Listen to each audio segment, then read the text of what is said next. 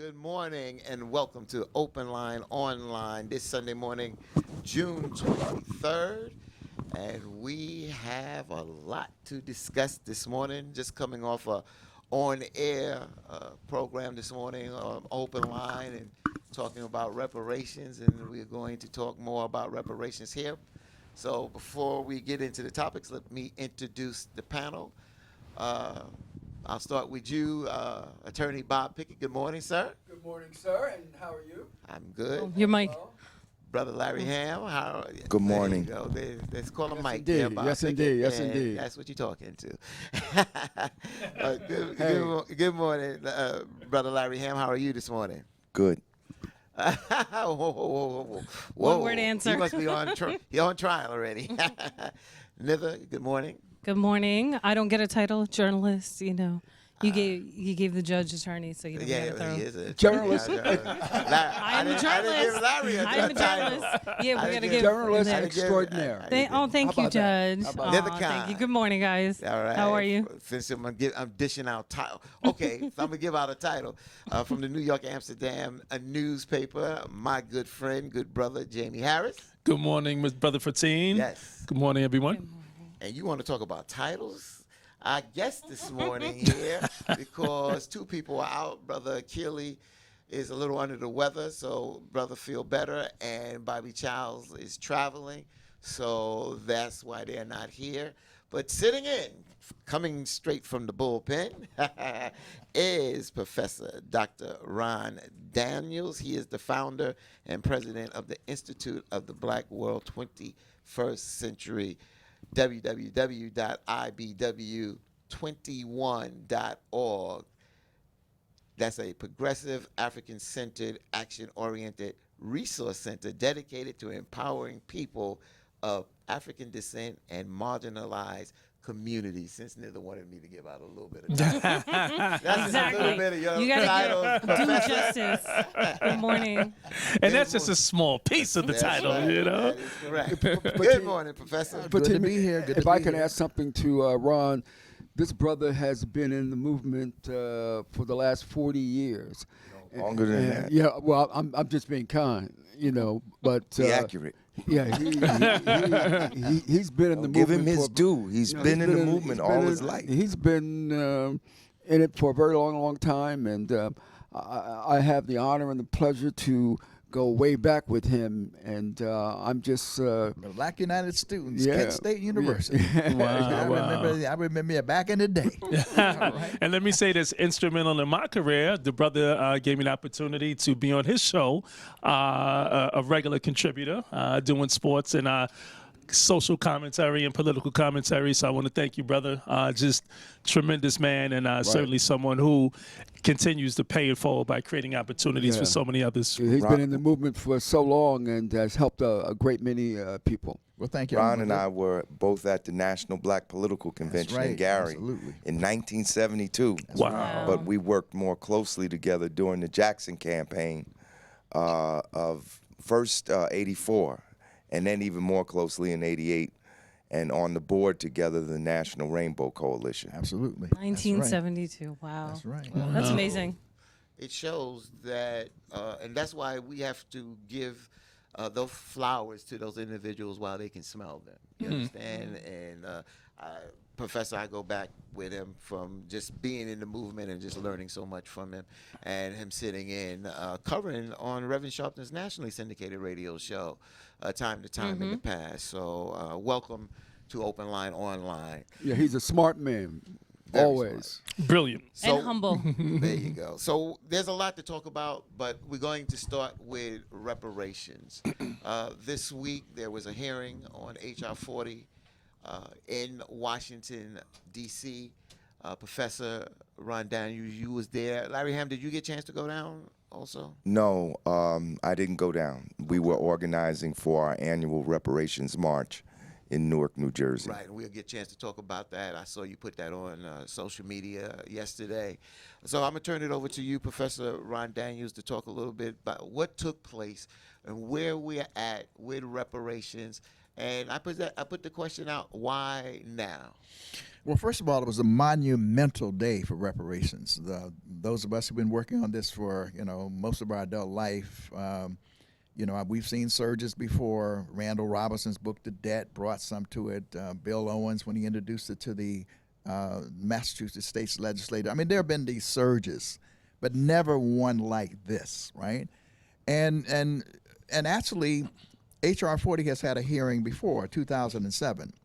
But this one comes at a moment when in various faith circles, colleges and universities and presidential candidates are focusing on reparations. If you look at, they're polling internally now and looking at reparations, it is actually an issue that 30% agree with. I mean, first of all, it would never been on a poll before. Right. So now we had on Juneteenth, which is a historical day, a congressional hearing of the Subcommittee on Constitution on H.R. 40. And let me just say this. The bill H.R. 40 now is a little bit different than the one that Congressman John Condon, we have to honor him. Since 1989, every year he introduced H.R. 40 religiously and dedicatedly. But this bill, the original bill, was a bill to study slavery and to see whether or not it and other things were warranted reparations.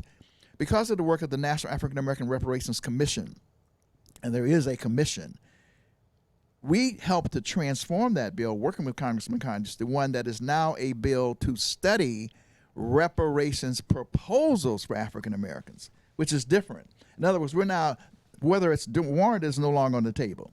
The question is in what form, and the commission would be established to do that. And so here we had in Washington, D.C., by the way, the room was packed, but what people did not see that there were 3 other rooms that were totally packed. Hundreds of people were on Capitol Hill dealing with this. And of course, you heard the testimony of Ta-Nehisi Coates and Cory Booker and Danny Glover and Dr. Julianne Malvo and others. And there's some others who had other points of view. But the main thrust was that reparations is an issue whose time has come.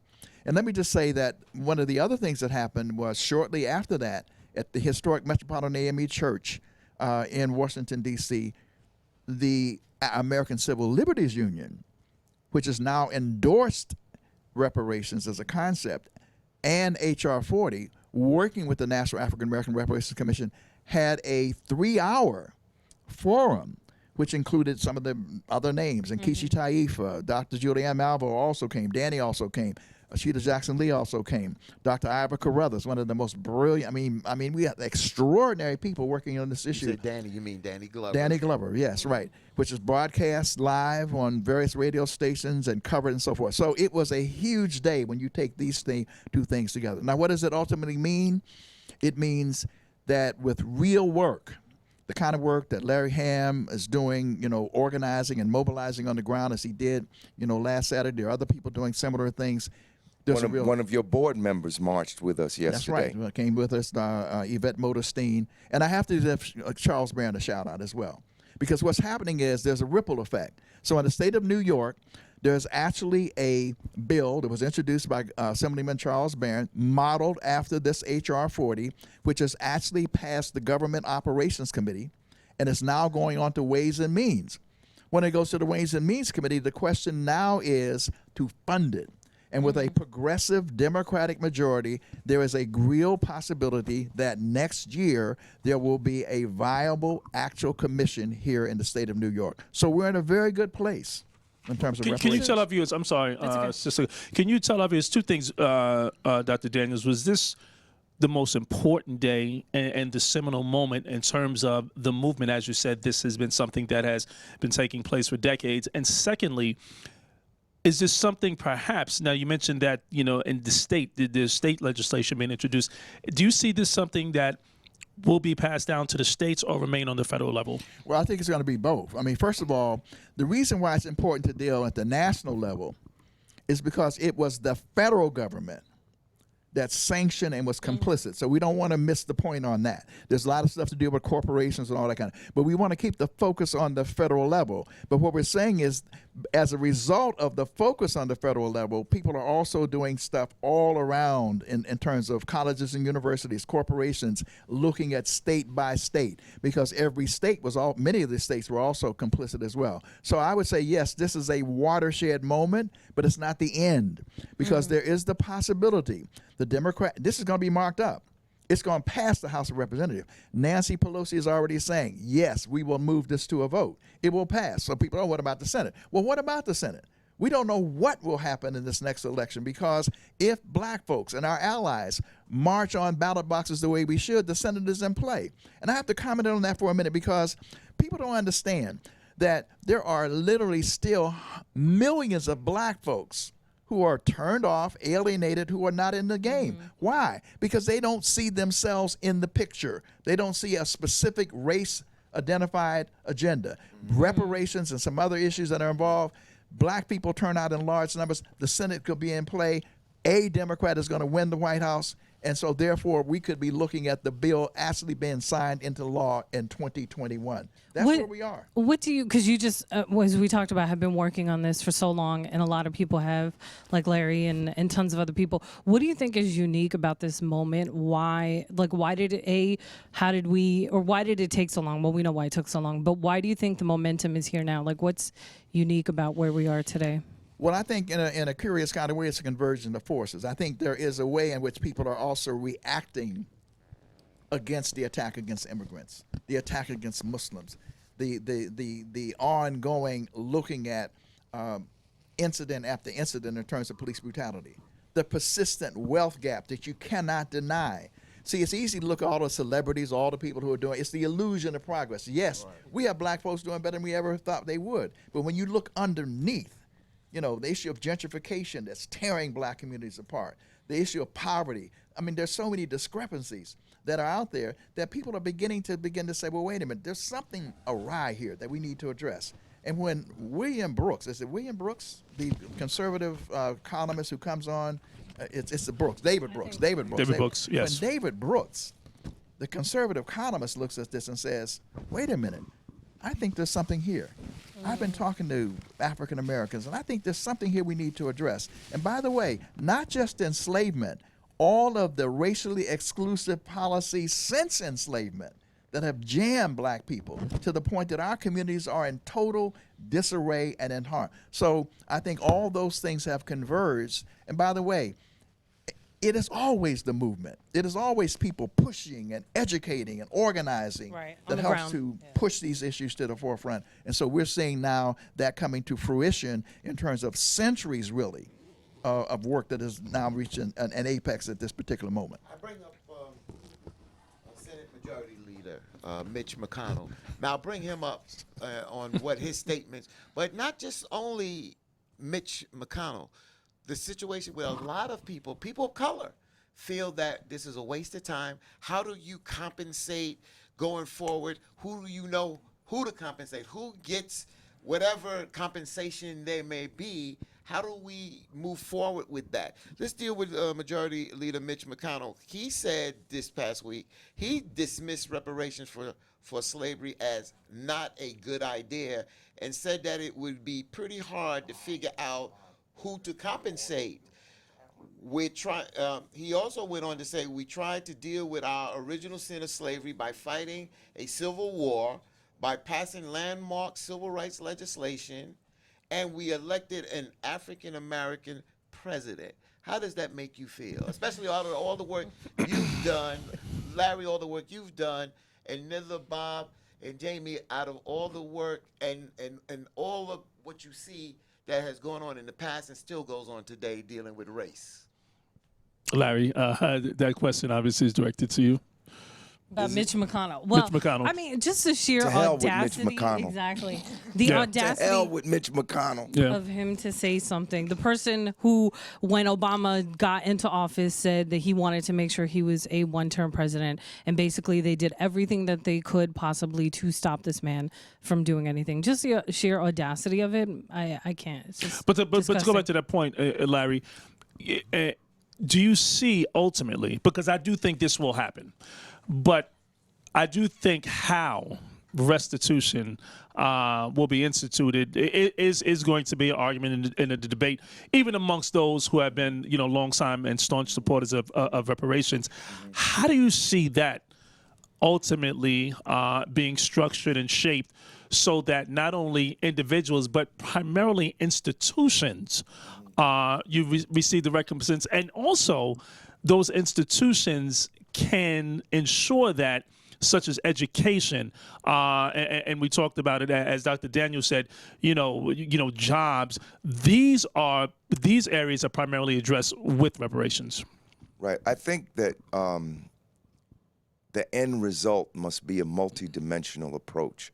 And I think the model that we have to use is to look at how Jewish people received reparations from Germany after World War II. Yes, they did receive some direct compensation, but there are also reparations paid to the state of Israel. There are reparations that go into a collective fund for cultural upliftment. We need to look at models that are already in place, not to mention what the reparations that the United States has already paid to other groups in society, such as the Japanese, who received reparations in the last 20 years, as a matter of fact, received reparations for their terrible experience in concentration camps. Indigenous peoples have received some reparations, however inadequate they might be.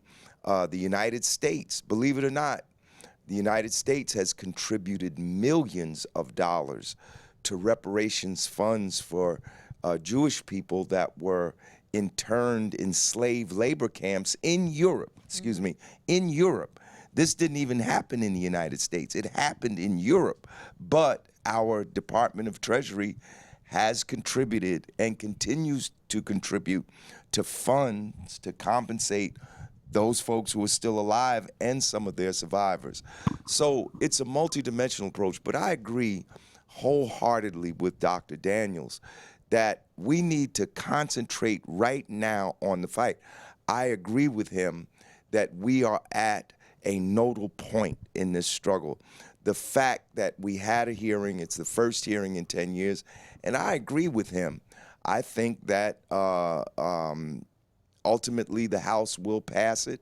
In addition, I think that the Democratic candidates that have committed themselves to reparations should demand that it be included in the Democratic Party platform at the convention in 2020, that this should be not just black people's issues, this should be a Democratic Party issue, as other people's issues are and have been included in past party platforms. So America's issues. Right. I really agree with that. But I want to say this, passing the study commission is not going to be difficult. The real difficulty is going to be when ultimately that commission makes its recommendations and whether or not the government will in fact make the move to actually make restitution to us. Now, I believe, Professor Daniels, you talked about a 10-point plan dealing with reparations. Can you elaborate on that, please? Right, and this is one of the things we really want to get out there is that, and let me just give a brief history here in terms of the surge as well, and that's what I left this out. A lot of people are not aware, and we talked about this earlier, that's why the education is so important. One of the things that helped push this movement in this period comes externally. There's always been this interdynamic between Africa and the U.S. in terms of the black folks, and here in the Caribbean, that synergy. So about 3.5 years ago, the 15 nations of the Caribbean, all of them unanimously, moderate, conservative, or progressive heads of state, voted unanimously to demand of the former colonial powers reparations for native genocide and African enslavement. And not only did they do that, they moved forward to then create a CARICOM Reparations Commission That commission then in turn created a 10-point program, and they are aggressively pushing the European nations in order to deal with this issue of reparations and threatening them, if necessary, to take them to the World Court. Now, Professor Sir Hilary Beckles, who some of you heard get a shout out at the hearing, is one of the persons whom we brought to this country. So it gave a boost to the reparations movement in this country. So we then created a National African American Reparations Commission and have adopted a 10-point program. And let me just quickly go through it. So there are 10 points. One is a formal apology and the creation of a MIAFA, or African Holocaust Institute. The right of repatriation and the creation of an African Knowledge program. In other words, the right to get reparations and return to Africa if you choose to do so. The right to land. Malcolm talked about the land is the basis of independence, a land for social and economic development. Funds for cooperative enterprises and socially responsible entrepreneurial development. Resources for health, wellness, and healing of black families and communities. Education for community development and empowerment. Affordable housing for healthy black communities and wealth generation. Strengthening Black America's information and communications infrastructure. Preserving black sacred sites and monuments. And finally, repairing the damages of the criminal injustice system. And let me just comment quickly on this issue. So, and Larry touched on it. Individual payments, maybe. Here's the problem. With the Jews, you could trace the direct lineage. In terms of international law, that's been one of the principles. Can you directly find the people who have benefited? Well, for us, it's much more difficult to do that. It would be a difficult enterprise. So if we found it, fine.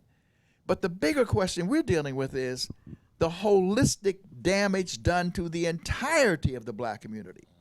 So we talk about the creation of a reparations finance authority. In other words, a body of people to whom these reparations the monies and funds would come, that would make decisions about things like, all right, let's create an infrastructure of black communications. Let's have enterprises, economic enterprises. Meharry Medical College is now facing this decision about taking money from that cigarette, whatever them cigarettes are. Now, the real decision is they shouldn't do it. But help, I can say that. They're facing the decision of a college going under. But I have to say this. One of the reasons is because we are not ourselves sufficiently conscious to do what we ought to do, and we have artists and athletes and entertainers. They're talking about a $7 million grant. That's a tax write-off for some of these brothers and sisters. But on the other hand, it's also that wealth gap that has damaged us to the point that reparations would do that repair. So all of that's on the table. And by the way, you can find that 10-point program on the IBW website, ibw21.org, ibw21.org. And by the way, you will find on our website the most extensive online reparations resource center of anywhere in the world. You could spend days, literally, on the website, articles, videos, all this stuff is captured on the website, at ibw21.org.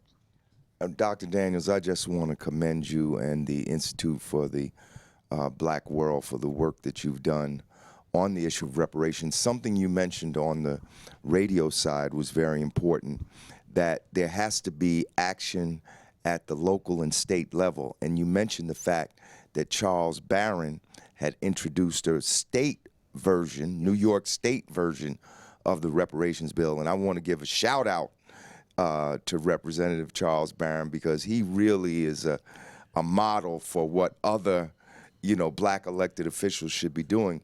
But I do want to mention that as early as 2005 in New Jersey, Assemblyman Craig Stanley introduced a state version of H.R. 40 in the New Jersey state legislature. It actually got out of committee, but it was never brought to a vote on the floor of the state legislature. And today I'm calling on the state legislative delegation from the state of New Jersey to reintroduce Assemblyman Stanley's Reparation Commission bill for New Jersey, because slavery was in New Jersey. Slavery was not just held in place by federal laws, it was held in place by a plethora of state and local laws. And the states benefited from slave labor and continue to do so to this day. So it's very, important that we have that activity at the local level where we have black controlled municipal city councils. Those city councils should be passing resolutions in support of reparations, where we have national organizations, national fraternities, national sororities, national Baptist and church conventions. They all should be passing resolutions in favor of this so that we build that momentum and create the sense that this is something not just coming from our intellectual class and our political class, but in fact is a demand of the masses of the people. Excellent point. I think there needs to be, and not just one plan, because we talked about and we mentioned about educating yourself on reparations. After you educate yourself, I think that there needs to be a network of organizations, activists, concerned individuals dealing with how do we move forward, have something constructual plan moving forward of how do we deal with it with our elected officials going forward. I think that there needs to be some training sessions. I'm not only going to go to your website, but I'm going to have more conversation with you and you, Brother Larry, and others, and read more, because when we have these conversations with our elected officials or other people that can make a difference in this, we have to be educated. We got to be able to educate those in our community that don't understand what we're dealing with and why now. Because this is not something that's just come out of a vacuum. This has been going on for how many years, Professor? Well, no, it's from the very beginning. From the very beginning, the we've taken reparations, the choice. people started, when they got off the boat, people started fighting for reparations. I mean, they're fighting for restitution. One of the witnesses testified that in the New England, one of the colonial people were talking about restitution for free labor. Somebody wrote a letter. So this has been, African people have recognized that our labor, and this is why, by the way, let me just say this. If we never gain reparations, it is about our own internal repair. Yes. Because our people will learn, because we got deprived of our own education to ourselves. So by going through this process, and I learn every day. I'm involved in this process. Professor Sir Hilary Beck was one of the most brilliant minds on this process. He was the other day, they're cataloging everybody, not only the U.S. He said, look, Russia was seen as one of the major allies. He said, look, we didn't call it the Russians. We have documented evidence of how the Russians sent ships. Almost every European country. You see what I'm saying? But there's some countries thought they were exempt. They are checking all of them. Even the social democratic countries like Sweden. I didn't know Sweden Denmark. had been involved in the all slave of them trade. were involved in. Yeah. So So- what's happening is there's a reckoning taking place, and it's global, because many of the people who were exploited by the northern European countries, they're coming of age. And this is a part of a broader thing, too. Even the immigration stuff that's taking place, that people are resisting and so forth. I mean, people are coming back to demand the whole proposition that Walter Roddy put down in development and underdevelopment. Those people who are underdeveloped are now marching and are at the doors of the people who benefited from their rape and their Exactly. pillage. That's what's going Yep. on. And we need to know about that. We need to understand it, because we owe it to our ancestors, our grandmothers and great-grandmothers who were, and people talked about the rape and the pillage of black women and so forth and so on. All that is on the table, and we have to fight for them. Yeah. Otherwise, we are not worthy really to be here if we don't stand up and fight for You're ourselves. I think Absolutely Fatine right. makes a great point. It's about, and you've made this point early on, Dr. Daniels, it's about educating people, because I think, and I think if there was a poll conducted, I think most people really don't understand, have very little knowledge, of reparations and the movement and why it is absolutely necessary.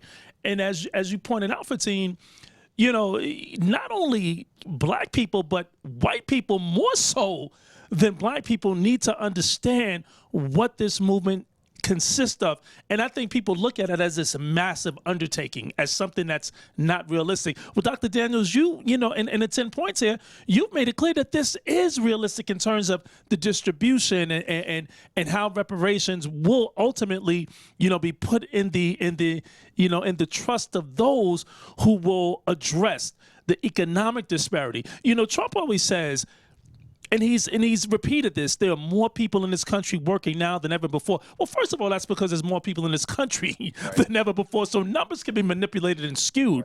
But when we look at the wages, when we look at the type of jobs that do not provide health insurance, we know that people of color, black people, are worse than we may perhaps ever been, you know, in terms of economically, you know, post-Reconstruction. And so I think it is important, Dr. Daniels, your website and other sources, that people understand and read and study this, and then you'll realize this is not something that is unrealistic, and it is not as a prohibitive and massive undertaking as some seem to think. But not only that, though, the reality is if our country decides to move forward with reparations, this is an effort that will not only be helpful to black people, but to the entire economy. Absolutely. Yeah, but not only that. Okay, and that's an important point to recognize. And here's the importance of the educational process. Now, there are some white folks who it will never matter. Mm-hmm. There's some who just don't understand. Right. And that's why having allies like Katrina Brown, who testified, Traces of the Trade, her family was among the wealthiest people who contributed, who benefited from the slave trade. She's now admitting that and saying we have to correct that. And she made a very telling point. She talked about the fact that immigrants came to this country because of the prosperity. She said, but they got here to find jobs that were created off of the wealth of black folks. Those jobs would not have been here. Right. So you can't come and say, well, but I didn't have any.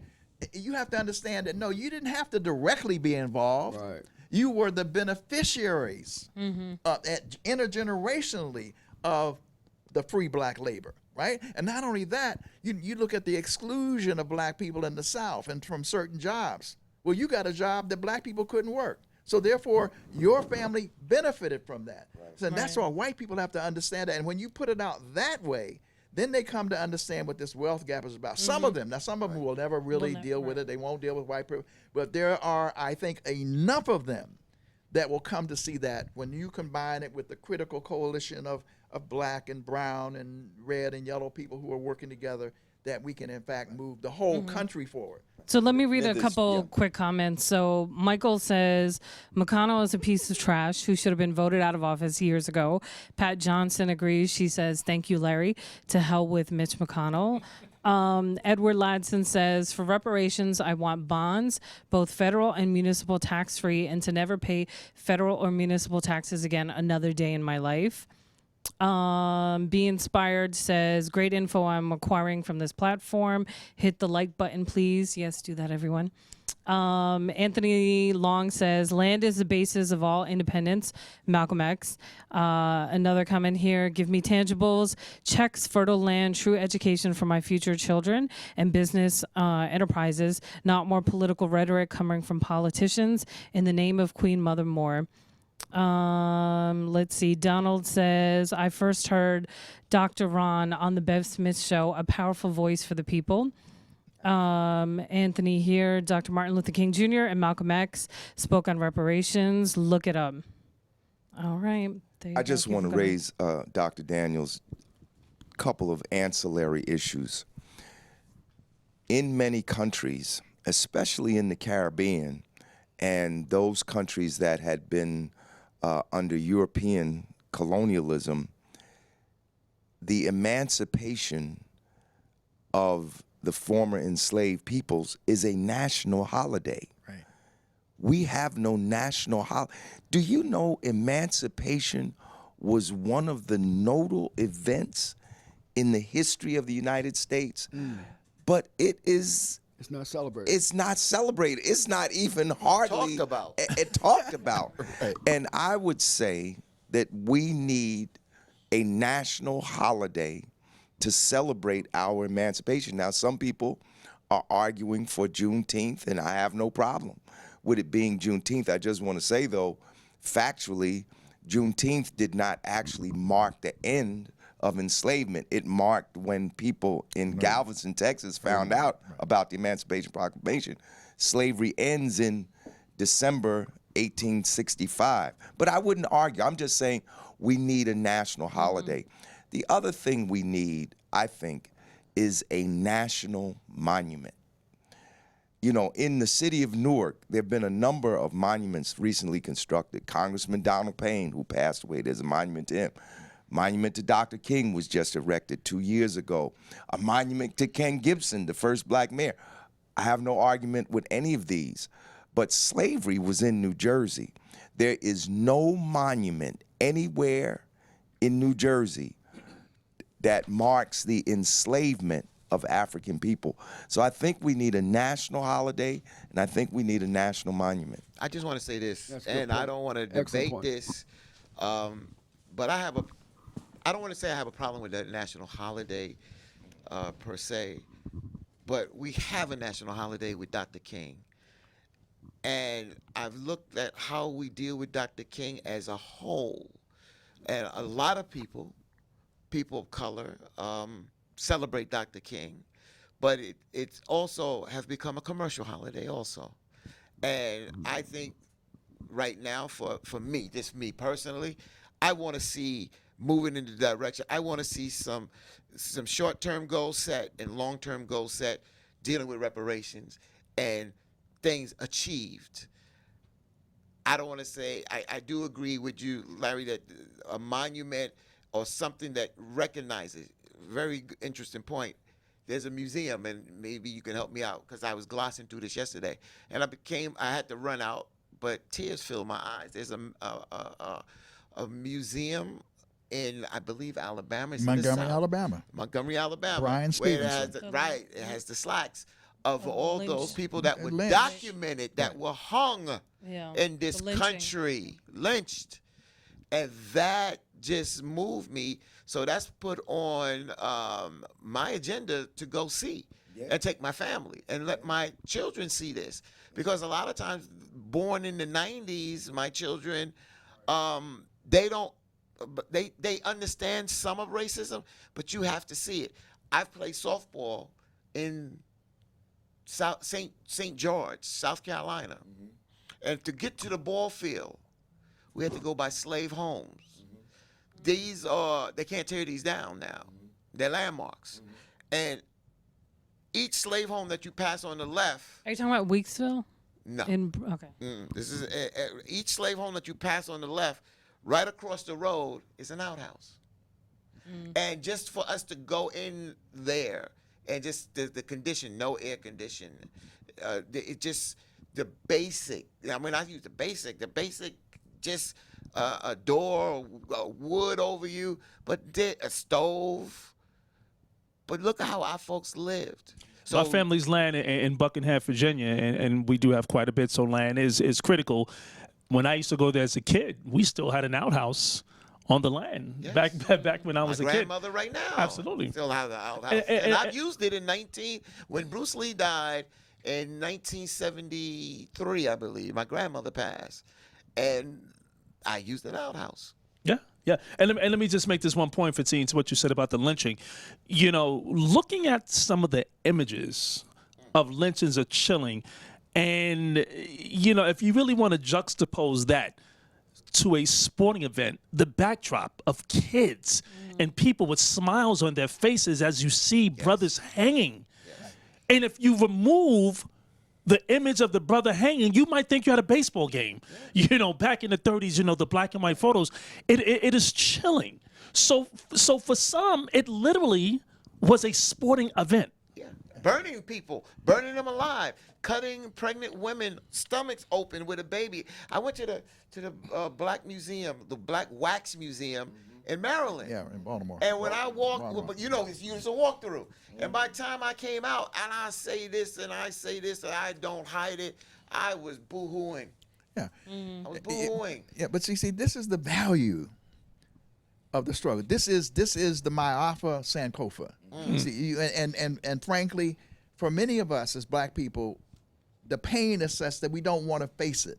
We didn't want to pass that information on to our children very often, which is a mistake. You know, and someone referenced the Jews earlier, and I say this not disparagingly.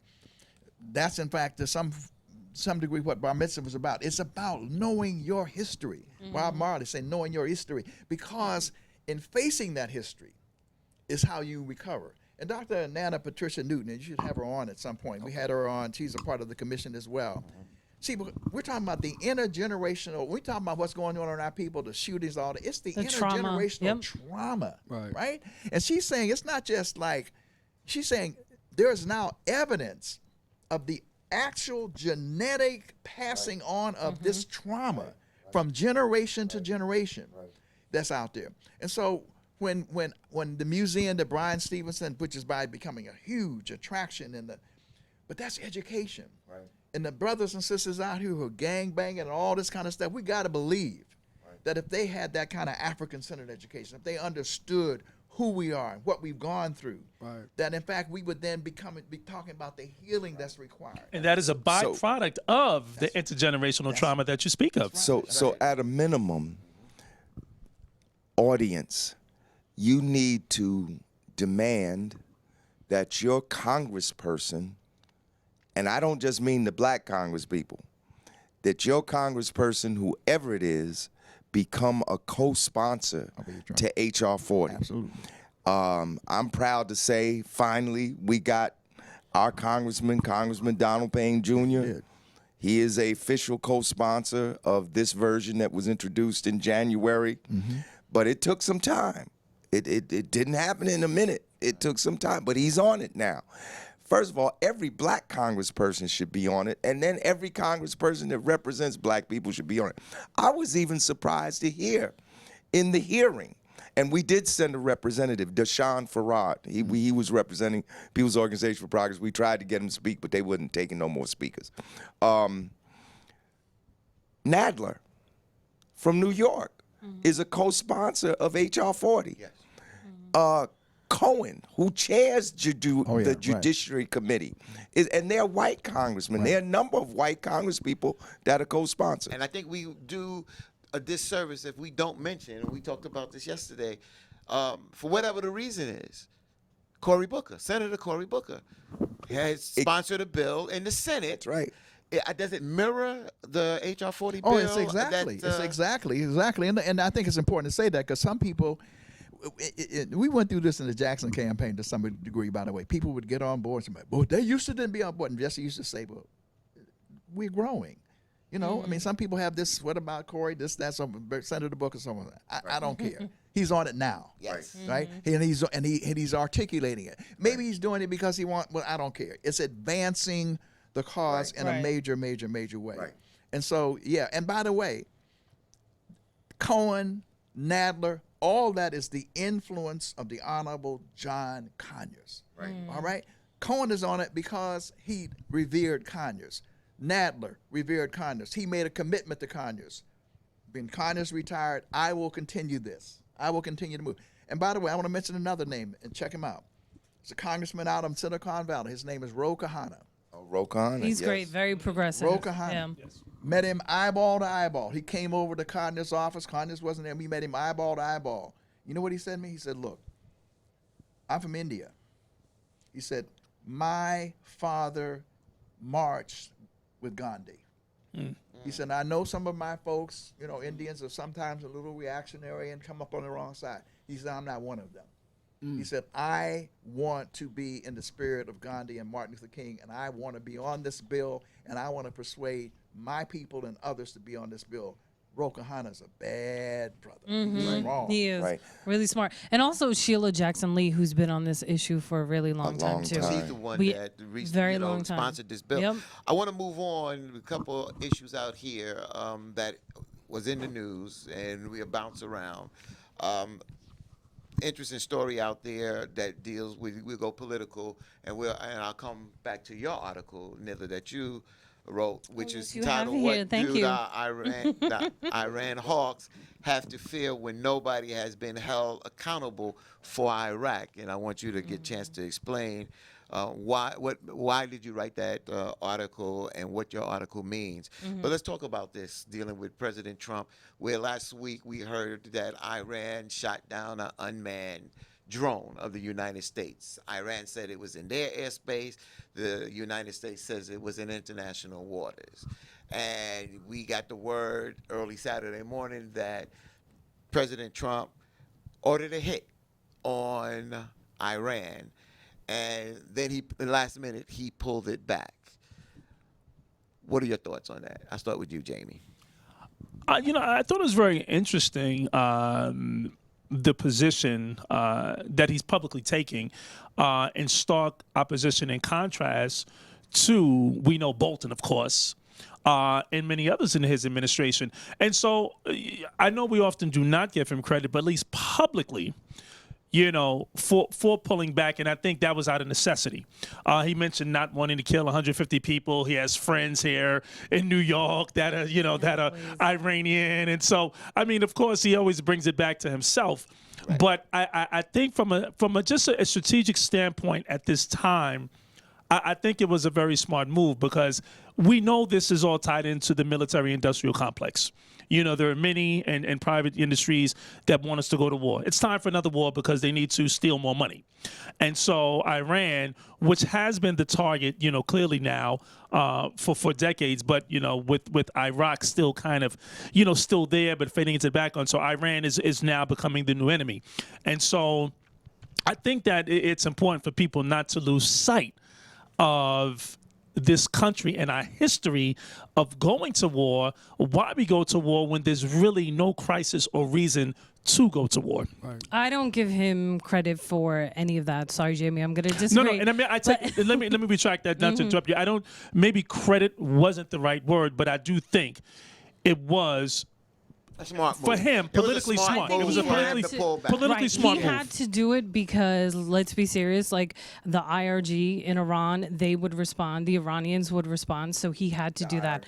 The Iranian Revolutionary Guard. So he, and the reason, what I think he was trying to do is force them to the negotiating table, which he already screwed up in the first place because he pulled us out of the JCPOA, the Iran nuclear deal. And now he wants to act like he's going to force them to the table. And the Iranians are not going to be punked around either, so they're also responding in their own right, as they should be allowed to do as well too. But the problem is there are many other people, and you alluded to that, like Bolton, and then let's not forget countries like Israel and Saudi Arabia that do want regime change in Iran, that do want something to happen. And this is why, and what really bothered me about Trump saying that he cared about civilians being killed, and this is why he pulled back, and journalists just took him at his word and didn't push back, didn't ask any sort of questions, when I'm like, really? You don't even ask about things like Mosul and Iraq, where once Trump came into office, he allowed the military to basically change the rules of engagement and go from attrition to annihilation. So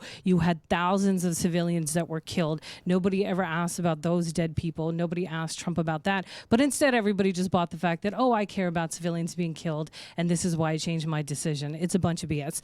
And my piece that you referenced, Fatine, thank you for putting this on here, is basically to that point that when you have something like the atrocious Iraq war that happened in 2003, or a war that was based on lies about weapons of mass destruction, when you had all these people from Rumsfeld to Karl Rove to Colin Powell to, you can go down the list, to Bush, to everyone, Cheney, none of them have been held accountable for hundreds of thousands of Iraqis being killed, by some estimates they say 1 million plus, of the country being decimated, of thousands of our own troops being killed. Nobody has ever been held accountable to that. They've been basically able to walk into the sunset and go on and write books and live their lives and still be, and make money and still be involved in politics. So what is going to stop the hawks on Iran when they know there's going to be no sort of repercussions? And that's basically like a quick synopsis of my piece, but if you want to read it, it's on Medium, and I've tweeted it out.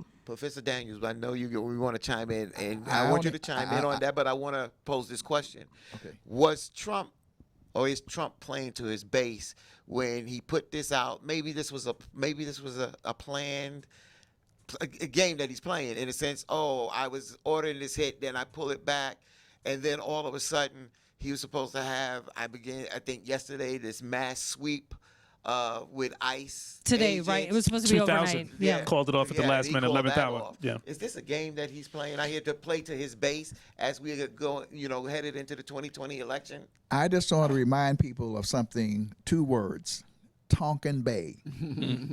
Some people have forgotten about that. Gulf of Tonkin. Gulf of Tonkin Bay. From the very beginning, I'm saying I'm rereading the whole Vietnam War, and that whole war was predicated initially, well, not the whole thing, but what sparked it was a false, made-up event called the Gulf of Tonkin Bay, so-called attack on a on a ship or something in Tonkin Bay, right? So they were talking about these oil tankers and this kind of all. I was saying, whoa, that looked very. So they are looking for an opportunity to create something to do this. And by the way, everything Trump does is playing to his base. Right. So when we look at it and it looks crazy, to his base, like you said, he could do anything. He's gonna, and like you said, go down the street and shoot people, and people would say, he is playing to his base on the theory, which I think is a miscalculation, that base turns out strong, to suppress the rest of the vote, and he gets reelected. And the other part of it is, you can't figure Trump out because much of what he does is crazy. It's just outright. It defies Impulsive. convention. Yeah. Right. It's compulsive. It's whatever I feel, whatever I think, which Right. is also dangerous. Right. We need It is dangerous. We need a massive outcry from people all across this country against war with Iran.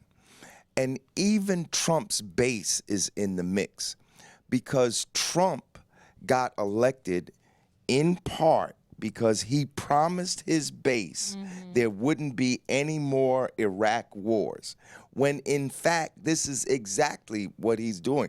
Whether he gave the order, didn't give the order, whether he's playing a game or not playing a game, the fact remains that aircraft carriers, troops, and planes have been ordered to the Persian Gulf. They are in the Persian Gulf, ready to strike on a moment's notice. There's tremendous pressure coming from the right-wing Israeli government of Netanyahu, tremendous pressure coming from the decadent and corrupt Saudi regime to attack Iran, tremendous pressures. But the people of the world don't want this.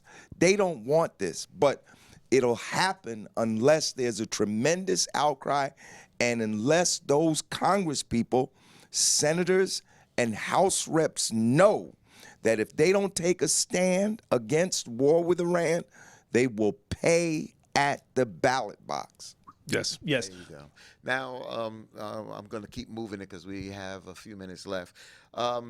This weekend, or yesterday, you had Congressman Clyburn, Jim Clyburn, had a big fish fry in South Carolina. You had some of the candidates, some of the Democratic candidates down there.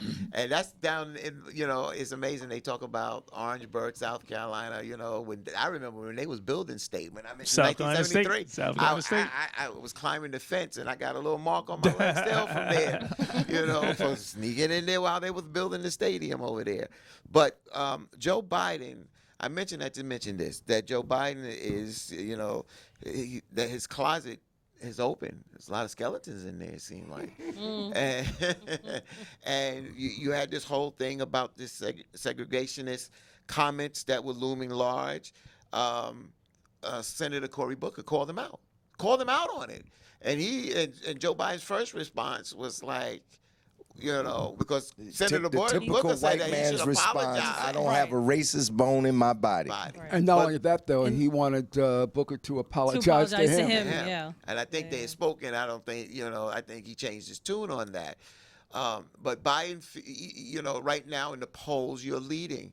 But you, and yes, we understand that you was part of the, the political field back then when you had to work with segregationists. We understand that.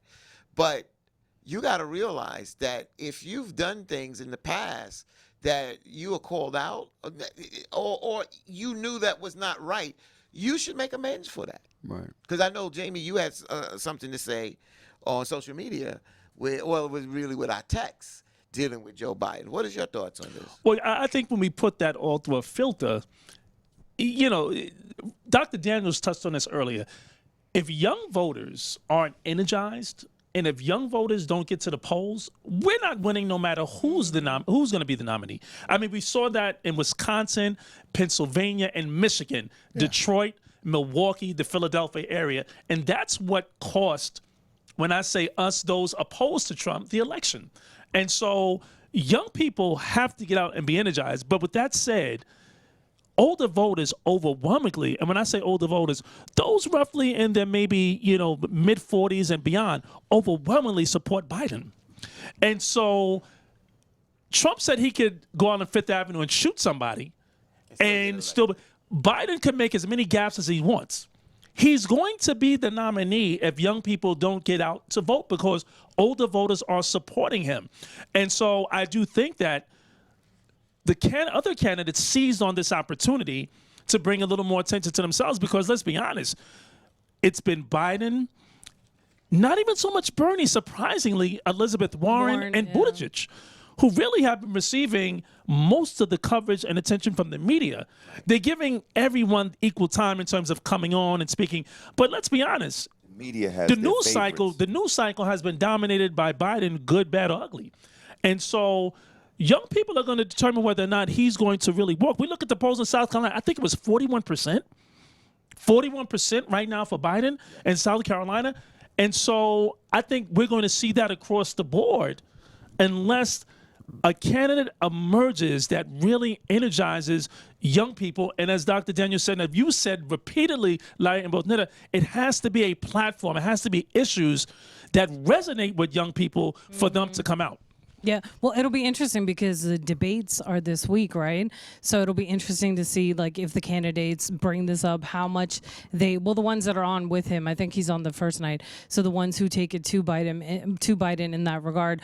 But what I He's on the second night. He's on the second night. Okay, sorry, second Along night. with Buttigieg and Bernie Sanders also. Right. On the second night. Okay, yes. so we'll see what happens with that. But to me, there's a lot of remnants of 2016 as well, where it's like he's being presented as a quote unquote chosen candidate of choice, whereas the people and a lot of young people still want to hear from the more progressive candidates and are supporting them. So we'll see how this plays out. And I think younger people, like you said, Jamie, younger people are saying, what about you and the crime bill? What about the way you treated Anita Hill? What about your vote for Iraq? Whereas the older folks are kind of like, okay, we want to go with him. So it's like, it's kind of scary because you're seeing a repeat of 2016. Now it'll end up like, do the Democrats and the left, have they learned the lessons of 2016? Whereas if you don't get the candidate that you wanted, are you still going to come out and That's vote? what I was going to present, but you hit it. Well, I think that's something, and something did weird happen in 2016. But I think Trump is done. It's a question of who wins, and so many of the black voters, by the way, it's not only Biden, but a part of it is they are where we are. We want to get rid of Trump at all costs. Right. I mean, that's a part of it, and it is the Obama Association to some degree as well. But what has to emerge, and I think Elizabeth Warren is starting to make a little bit of ground. Because for me, I don't want to see. I want to see a woman at the head of the ticket. Period. Now if Biden wins, I'm going with Biden because I think that is the fundamental contract. We have to get rid of Trump. But I want to see a woman emerge and persons of color emerge. So I'm looking at Julian Castro. I'm looking at Kamala Harris. I'm looking, at Elizabeth Warren. Bernie, sit down. I mean, with all due respect to some of my friends who are supporting Bernie. And I'm saying, you just fired up, Larry. I understand that. But here's why I'm saying that. Hold on, let me ring the bell. Preempt. But because Bernie made an incredible contribution. Yes. He really did. Yes, He moved everything to the left as we wanted to. But in the face of a surge in 2016, who led that surge? Women led that surge. And women of color were particularly at that surge. So in the face of that, even as a black man, why would I stand up? You see what I'm saying? I'm saying that men should defer to the people who carried that fight, and I think it should be a woman at the top of the ticket. Hey. Larry, That's where I'm Larry, I got to get a response from you on that, my brother. I'm supporting the most progressive candidate, and that is Bernie Sanders. And he is a candidate who can defeat Donald Trump. And the polls show that. Oh, no, I agree with that. The polls show that. I agree with that. Why would I take the followers rather than the leader? If, in fact, you attribute the move in a progressive direction of the Democratic Party to the left to Bernie Sanders, why would I take all these Johnny-come-latelys to Medicare for all, to a living wage, anti-war, and so on and so forth? Why would I take them? And I agree. I think it would be wise for Bernie Sanders, and I think he will have a woman as his running mate. I absolutely believe that. And I do believe a woman should be on the ticket. I think that's the way to win. But I want to take the most progressive candidate, someone who was in the civil rights movement. This one right here said he marched with Dr. King, and he never marched with Dr. King. I mean, you can't just laugh at that. No, you can't. He said he marched, and he did not. Why would I take him? Now, for the record, here we go, I'm going to playing with black support. folks again. I'm going to support whoever the nominee is that wins at the Democratic National Convention. But up until that point, I want to push for the most progressive candidate. Why would I, who believe in the words of Dr. Martin Luther King, that there must be a radical transformation of our socioeconomic system, quote, that there must be a radical redistribution of wealth and power, why would I support a candidate who doesn't say that as opposed to the one who does say that? It's just not making sense. And while I agree with the empowerment of women, and so I believe that it would actually be in women's best interest to support Bernie Sanders, because I believe that he will uncompromisingly fight Elizabeth Warren on down the line. All of them have a record showing that they will collapse with enough pressure from the center and from the right. Bernie Sanders will not. So up until the convention, What my about advice to Elizabeth voters Warren? I want is to get to Bob. I support want to get Bob Bernie Pickett. Bob, Bernie let me get Bob Sanders. Pickett before we.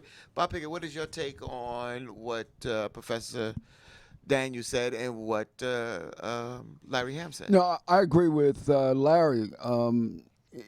And the essence has to be who's going to follow through and make significant changes.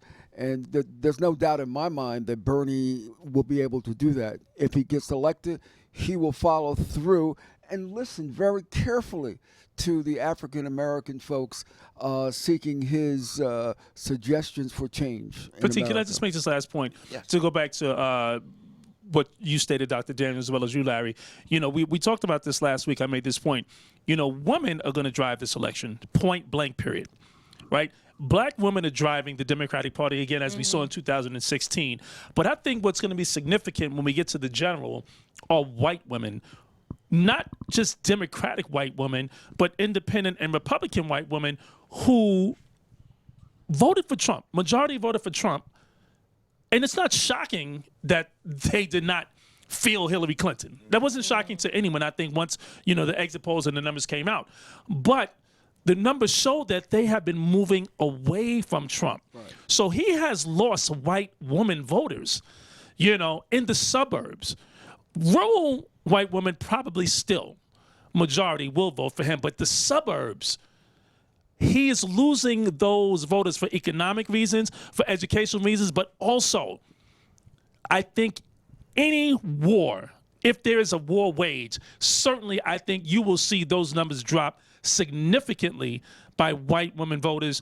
black women and Democratic women, they're going to vote for him. We know that. And so I do think Dr. Daniels makes a great point, and you, Larry, about putting a woman on the ticket.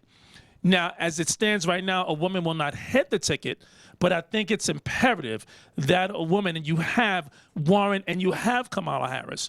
And let me say something. Amy Klobuchar, in my opinion, has been impressive as well.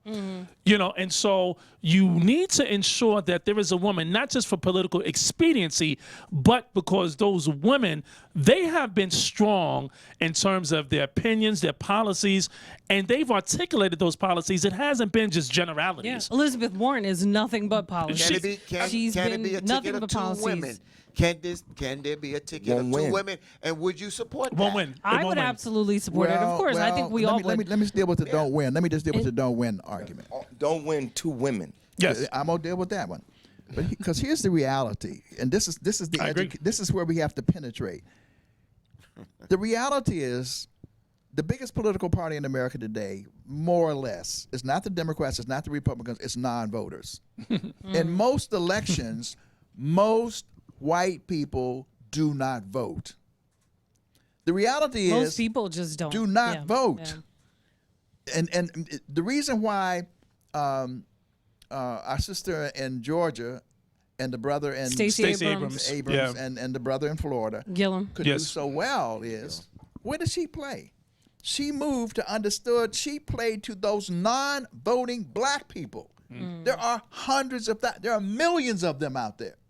So if young people who mostly don't vote, and women who don't vote, they will outvote the people who do not vote. Right. So I don't accept the premise that if there are two women, that they could not win. Now the question is, will women believe in themselves? That's the question. Will we come up with women say, oh, well, there's a woman, so Well, yeah, and women are always held up to extreme, and by the way, and people much said more the same thing scrutiny. about Bernie. By the same, in the last election, people said that Bernie. I believe then that Bernie could have won last election, and I think Bernie can win this election. I don't have And those the numbers. only- But wait, is it wait, true that Bernie the- doesn't support reparations? No, that's He not true. supports No, he reparations. supports. He does? He has come around. Even He if has come around, even because if at the beginning he denied. As we have had to bring Bernie around Yes, on a yeah, number and I of questions, supported that because at the Bernie beginning. is class, and we've had to educate him on race. Right. Now, I'm Even- down Most with black him. people are working class. even Yes. 15. A Remember, living wage is going to benefit black people. Yeah, but that's the Free same college, argument. That is free the same college argument as tuition, affordable health care will benefit free all. college tuition is going to benefit black people. That's the same argument that we want race whether specific. it's the same, but Bernie has a race specific platform, and if you go to his website, you'll find 50 policy recommendations on race. And yes, he did support. I'm a Bernie guy. I supported Bernie the first time. I'm just saying we have to acknowledge that we had to educate him and Yes. bring him around. And I'm saying this. I disagree with you. I think Elizabeth Warren, if she wins, will be strong. I don't believe that. I do. Because, And because a you movement, can't. because you it's going can't to take a movement in any event. Strong in terms of what they're getting what do you getting mean? votes. Yeah. Strong in terms of getting voters out. Oh, no, in terms No, of in terms of I think she policy, is yes. strong. Policy. No, Yes, I think good she's strong policy. out. She is. She But has some of the Absolutely. strongest I don't- policy. But But platforms I out there. don't have the Yeah. numbers, and maybe we could get these numbers before next week's show. But you're absolutely right. The largest block are non-voters. But in recent elections, and let's say go back 30 years, I would think that it was Obama. It was Barack Obama who probably got more non-voters out than anyone in recent elections. So the question is, and again, I would also love to see two women. I think these women are strong. You know, Kamala Harris and Elizabeth Warren and Klobuchar. But Dr. Daniels, will they move the needle enough to get those non-voters out? Well, but that has to do with the agenda. That's what I'm saying. But if you are Kamala Harris, and you go to South Carolina, and you talk in generalities, and this is a state where you have black people, and you think you're going to move the needle by just talking, you need to be in South Carolina talking to everybody. black people, because it is a split field. All those, if black folks shift to Kamala Harris, she will come out of there. She will come out of Florida with momentum. But if she just talks like everybody else, she does not distinguish herself. So I am glad that she's a prosecutor. I'm glad she wanted to prosecute this and that. But that did not resonate to me in terms of the way she should have been speaking directly to black voters with a progressive platform. So, I mean, You're talking about specifically in South Carolina? Yesterday. But Yesterday, she yes. was, but she Yes. was very fiery. Actually, she was really well Fiery, received. but not She was very specific. Fiery, Right. I agree, Dr. Daniels. But Yes. see, I think it has to be a combination of both, because unfortunately, where we are in this infotainment, entertainment, reality show world, you need to be both fiery and be able to engage people and have policies to back Well, it they up. all want. It's got to be both. And to your point, what you were saying about Obama, like the reason why he was able to energize so many people was because he had that coalition of young people, of people of color, people on the ground who were galvanized to vote for him. And that's why it's so important for Democrats not to neglect their base in this election like they did in 2016. And Dr. Daniels, I just want to go back to something you said earlier, because I have a ton of respect for you, but I just disagree on this one point about Trump, about saying that he's done, because we cannot discount him, because that's what so many people did in the 2016 election. Because remember, it's not the popular vote. Like there's some, there was some, understand that. I there was some understand that. study put I out that understand that. he might actually lose by 5 million votes in the popular vote and still win the electoral college. Exactly. And you got to remember, there's going to be that's things scary. like, it's very scary, and there's going to be things like voter suppression and all kinds of schemes Broken going around machines, lost exactly votes. around the country to Votes not facilitate votes to go a certain way. He so may steal the election. he may steal the election. Well, if he And steals the his election, base- then we and got to his go to base war. too, Dr. You know, Daniels. we got to go to war. His base too is galvanized. Look his at base the is galvanized. look at the rally he had this week. People slept overnight to go and see him speak, and he had 20,000 people. So it's important to not discount the other side, I'm and not you must discounting them, but always approach it like you're going to lose. That's what. And, I'm and, saying and this. as brother Kelly has said from the very beginning, and I agree, even if he loses legitimately, he's going to contest it. Yeah. Right. He's going to contest it. I got to ring the bell because we're pretty much out of time. One thing I want to, Jamie, you to hit real quick. This week we had the draft. Yes. And we also have a big World Cup game of the United States women today. Yes. Elaborate, please. You know, for me again, my brother Bobby Childs is not here, but like you said, sports and politics and culture intertwine. Yeah. And when I see these young brothers getting drafted, I immediately think about the power and the platform that they now possess. And, we've seen LeBron James, who's cut from the same cloth as the Jim Browns and so many others, Arthur Ashe, who have used their platform and money and power, to they have agency and they understand they have agency. And so when I see some of these young brothers, I don't expect all of them, to engage at least publicly and openly in the process, but certainly be invested in change, particularly in the time we live in now. And so I'm very happy, for these brothers because they changed. John Calipari, the coach of Kentucky, said something. He said, people always talk to me about, oh, my guys, they'll stay 1 year, but they'll go to the NBA. But then he gave the numbers of how much money his players have made. He said, do you know how many lives that these brothers have changed for the better? It may seem like it's hyperbole, but changing the course of this nation and their families for generations. And so for me, that's really what I look at when I see these brothers get up on those podiums, that they can change the lives and the course of their the course and the path of their families for generations for the better. And so I do commend them. I do applaud them. And I hope they just all do the right thing. And I hope they're all successful. How was the New York Knicks draft? I think the Knicks did well. I think R.J. Barrett, the young brother who's from Canada, I think he's going to be a very good player. Maybe not a superstar, but I think he's going to be a very good player. And they also drafted a player out of University of Michigan, who I think can be a sleeper. So I think the Knicks, again, they've shown just last year this new regime, all African American, Steve Perry and Scott Perry, Steve Mills, the president, and also Craig Robinson, Michelle Obama's brother, who really heads player development. They've done a wonderful job in developing and drafting and signing these young players. And so if I'm Knicks fans, I know they want instant gratification. They want the big marquee free agents. But they should have confidence that these brothers clearly have a plan and shown that they can develop young players. I wonder if KD is in the plan. Good point. My opinion is that the Knicks should move on. A lot of people that I've spoken with say, no, I we agree. should go out Kevin I agree. Durant. I'm thinking of Bernard King. And we would love I'm thinking KD. Yeah, And I but would love to still healthy have him. KD. I would still love to have him, and I think KD's going to come back and play, extremely well once he recovers from that injury. I just don't know if New York is a serious option for KD. And I personally, I don't think so. I don't know him. I can't speak for him. I just, think when you look at the landscape of the NBA, I think for KD, there are probably better options where he's at right now in his career. Right.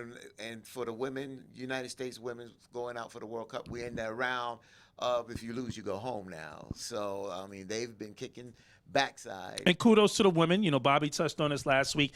They don't nearly get the amount of pay and resources that the men, but far more successful. Say that again, please. They don't. And you do. There's still this inequity. Let's be honest. I mean, it's racial and gender inequity in this country. That's inarguable. And I think, the women's soccer team is a microcosm of that. These women, for the past 20, 30 years, they've inspired so many boys and girls. Right.